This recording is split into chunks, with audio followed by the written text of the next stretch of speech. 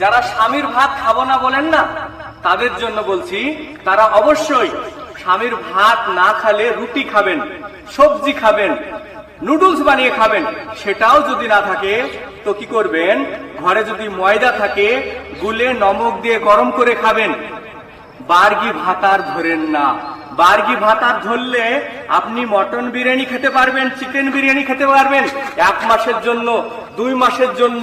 তারপরে কিন্তু বার্গি ভাত আর চিকেনের হাড্ডি শুধু রেখে দিবে, আর আপনার ভাড়ের দই খেয়ে আপনার ভাড়ে কি দিয়ে যাবে, সাজা বসিয়ে দিয়ে যাবে। আপনার ভাঁড়ের দই কি বসলো কি না বসলো সেই খবরটা রাখবে না।